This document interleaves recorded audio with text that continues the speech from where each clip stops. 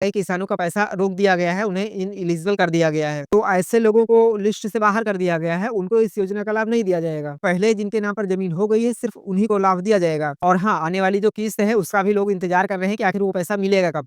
तो देखिए दोस्तों, अगर आप पीएम किसान योजना के लाभार्थी हैं, तो आपके लिए एक बहुत बड़ा अपडेट है। पीएम किसान के पोर्टल पर एक बहुत बड़ा अपडेट आ गया है, एक नोटिफ़िकेशन वहाँ पर दिया जा रहा है और इस नोटिफ़िकेशन के चलते कई किसान भाई ऐसे हैं जिनको हो सकता है कि आने वाली किस्त का पैसा ना मिले, रुक जाए। क्योंकि वहाँ पर कुछ ऐसी कंडीशंस बताई गई हैं और साथ में ये भी बताया गया है कि कई किसानों का पैसा रोक दिया गया है, उन्हें इनएलिजिबल कर दिया गया है। तो ऐसे में आपके लिए भी ये जानना बेहद आवश्यक हो जाता है कि कहीं आप भी तो उस लिस्ट में नहीं चले गए हैं। क्योंकि अगर ऐसा होता है तो फिर डेफ़िनिटली आपका भी पैसा रुक सकता है, आप इस योजना के लाभ से वंचित हो सकते हैं। तो इसलिए इस नोटिफ़िकेशन के बारे में पूरी जानकारी लेना आपके लिए बेहद ज़रूरी हो जाता है और अगर ऐसा होता है आपके साथ में, आपका पैसा रुकता है, तो आखिर आप कैसे उसके लिए एलिजिबल हो सकते हैं, आपको क्या करना होगा, ये सारी जानकारी मैं आज के इस वीडियो में आपको देने जा रहा हूँ। तो इसलिए वीडियो को पूरा ध्यान से ज़रूर देखिएगा। वीडियो शुरू करने से पहले अगर आप चैनल पर नए हैं, तो चैनल को सब्सक्राइब करके बेल आइकन को ऑल पर सेट करके ज़रूर रखिएगा, क्योंकि मैं हमेशा आपके काम की जानकारियाँ लाता रहता हूँ। तो चलिए मैं अपने फ़ोन की स्क्रीन ऑन कर लेता हूँ और आपको पूरा प्रोसेस दिखाता हूँ, वो नोटिफ़िकेशन दिखाता हूँ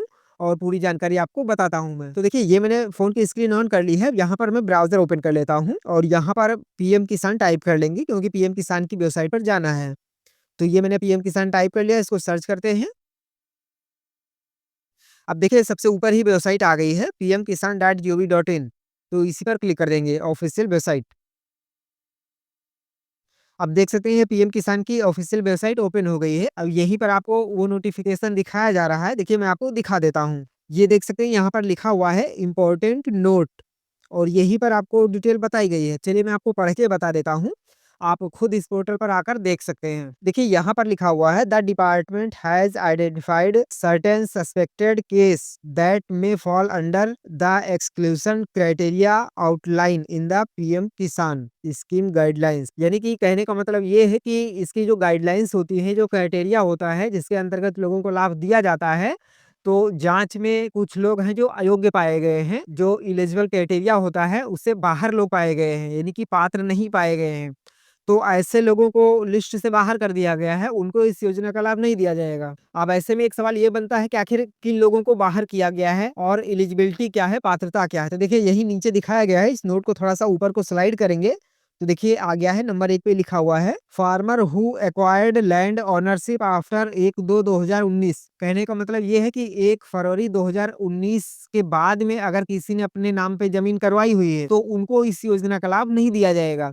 इसके पहले जिनके नाम पर ज़मीन हो गई है, सिर्फ़ उन्हीं को लाभ दिया जाएगा और अगर इसके बाद में यानी कि 1 फरवरी 2019 के बाद किसी के नाम हुई है, अगर उसको पैसा मिल रहा है, तो उसका पैसा रोक दिया गया है, उसको पैसा नहीं मिलेगा और अगर गलती से किसी का रुक गया होगा, तो फिर ऑलरेडी उसका सॉल्यूशन हो जाएगा। वो कैसे होगा, वो भी मैं आगे आपको बताऊँगा। उसके बाद अगला जो है case where more than 1 family member is receiving benefit. Example both husband and wife an adult member and minor. तो यहाँ पर इसका कहने का मतलब ये है कि परिवार में सिर्फ एक सदस्य को इस योजना का लाभ दिया जा सकता है। अगर कोई 2 लोग ले रहे हैं, जैसे कि पति पत्नी दोनों ले रहे हैं या फिर उनके बच्चे हैं वो भी ले रहे हैं, कई लोग हैं जो कि 18 साल से कम के ही हैं, वो भी इसका लाभ ले रहे हैं, तो ऐसे सभी लोगों को इसका पात्र नहीं माना जाएगा, उनका पैसा रोक दिया जाएगा। यानी कि हस्बैंड वाइफ है तो उसमें से एक ही को मिलेगा, दोनों को नहीं मिलेगा। तो इन सारी कंडीशंस हैं और इनके तहत ही आपको पैसा दिया जाएगा। अब देखिए नीचे और कुछ चीज़ें बताई जा रही हैं। देखिए अगर आपका पैसा रुक गया तो आप क्या करेंगे? देखिए यहाँ पर लिखा हुआ है the benefit for such cases have been temporary withheld till physical verification is completed. यानी कि ऐसा जो भी सस्पेक्टेड पाया जाएगा उसका पैसा रोक दिया गया है और उसके बाद में उसका फिजिकल वेरिफिकेशन होगा, उसके बाद ही पैसा जारी किया जाएगा। अब आप कहेंगे मुझे इसका पता कैसे चलेगा? तो देखिए उसके लिए बताया गया है farmer are requested to check their eligibility status on know your status of PM Kisan website mobile app. कहने का मतलब ये है कि आपको अगर इसकी जानकारी लेनी है, कहीं आप इसके लिए अपात्र तो नहीं हो गए हैं, इनएलिजिबल तो नहीं हो गए हैं, तो उसके लिए आप पोर्टल पर या फिर वेबसाइट पर चेक करना पड़ेगा आपको अपना स्टेटस। नो योर स्टेटस का जो ऑप्शन होता है, वहाँ पर जाके आपको चेक करना पड़ेगा। अगर वहाँ पर एलिजिबिलिटी में आपका सब कुछ ओके है, तो फिर आपको कोई दिक्कत नहीं है, लेकिन अगर वहाँ पर कोई समस्या आ रही है, तो फिर आपका पैसा रोक दिया जाएगा और अगर आपका पैसा रुकता है, कोई भी समस्या शो कर रही जाती है स्टेटस में, तो फिर आपको उसका सॉल्यूशन करना पड़ेगा। तो चलिए अब मैं आपको बता देता हूँ कि आखिर स्टेटस चेक कैसे करेंगे। तो देखिए यहीं पर आपको एक ऑप्शन मिल जाता है नो योर स्टेटस का, ये देख सकते हैं। तो आपको इस पर क्लिक कर देना है। ये मैंने क्लिक किया। अब देखिए यहाँ पर आपको क्या करना है, आपको रजिस्ट्रेशन नंबर डालना है, कैप्चा डालना है, गेट ओटीपी करना है। ये देख सकते हैं यहाँ रजिस्ट्रेशन नंबर डालेंगे, यहाँ कैप्चा डालेंगे और गेट ओटीपी कर देंगे। आपके रजिस्टर्ड नंबर पर ओटीपी आएगा और ओटीपी डाल के आप लॉगिन कर लेंगे। और अगर आपको रजिस्ट्रेशन नंबर नहीं मालूम है तो आप यहाँ पर टाइप करेंगे नो योर रजिस्ट्रेशन नंबर। तो यहाँ से आप आधार नंबर या फिर मोबाइल नंबर को डालकर ओटीपी के माध्यम से अपना रजिस्ट्रेशन नंबर निकाल सकते हैं। तो मेरे पास में रजिस्ट्रेशन नंबर है, तो इसलिए मैं यहाँ पर रजिस्ट्रेशन नंबर टाइप करूँगा, कैप्चा डालूँगा, गेट ओटीपी करके ओटीपी सबमिट करके लॉगिन कर लूँगा। तो चलिए मैं लॉगिन कर लेता हूँ, उसके बाद का प्रोसेस आपको दिखाता हूँ कि आपको क्या-क्या देखना है। देखिए मैंने स्टेटस ओपन कर लिया है, लॉगिन कर लिया है। अब यहाँ पर आपको देखना है, तो यहाँ पर आपको क्या देखना है, देखिए यहाँ पर किस्त जो आने वाली है वो अपडेट हो गई है 16वीं किस्त। और यहाँ पर एफटीओ प्रोसीड लिख के आ गया है जो अभी तक नहीं था, हालाँकि नो है, अभी पास नहीं हुआ है पैसा, लेकिन ये बहुत जल्द यस हो जाएगा। अब यहाँ पर आपको मेन क्या देखना है वो आप देख लीजिएगा। ये देख सकते हैं लिखा हुआ है एलिजिबिलिटी स्टेटस, उसके सामने एरो बना हुआ है, तो आपको इसी एरो पर क्लिक कर देना है।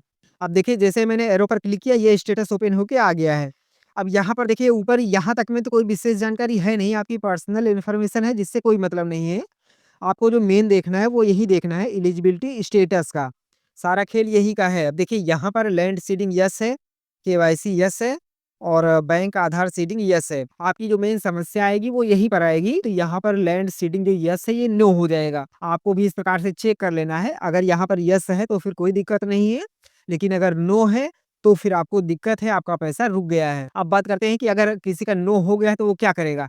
तो देखिए अगर आपका नो हो गया है तो सबसे पहले तो आपको एलिजिबिलिटी के क्राइटेरिया देख लेना है कि आप उसमें आते हैं या नहीं। अगर गलती से आपका नो हो गया होगा तो आपका सही हो जाएगा। लेकिन जो क्राइटेरिया दिया हुआ है अगर आप उसमें कंप्लीट नहीं आते हैं, फुलफिल नहीं कर पाते हैं उसको, तो फिर आप इससे बाहर हो जाएँगे।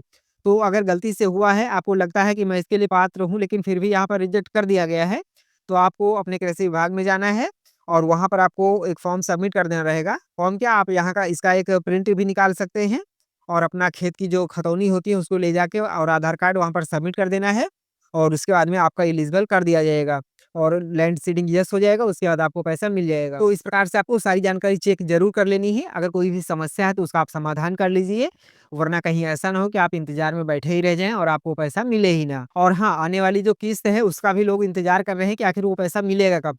तो देखिए अभी बिहार के इलेक्शन हो रहे हैं, 14 नवंबर को गिनती है और गिनती हो जाएगी, सरकार बन जाएगी, उसके बाद ही उम्मीद कर सकते हैं कि पैसा मिलेगा। यानी कि 14 के बाद में आपको पैसा मिल सकता है, संभवतः 15-16 में भी मिल सकता है या फिर 14 के बाद में हफ्ते भर के अंदर में बहुत हद तक संभावना है कि पैसा मिल जाएगा। वीडियो पसंद आया हो तो वीडियो को लाइक करिएगा, दोस्तों में शेयर भी करिएगा और आगे इस पर जो भी अपडेट आएगा उसकी भी जानकारी मैं आपको समय-समय पर देता रहूँगा। तो चलिए मिलते हैं एक नई जानकारी के साथ में, तब तक के लिए जय हिंद।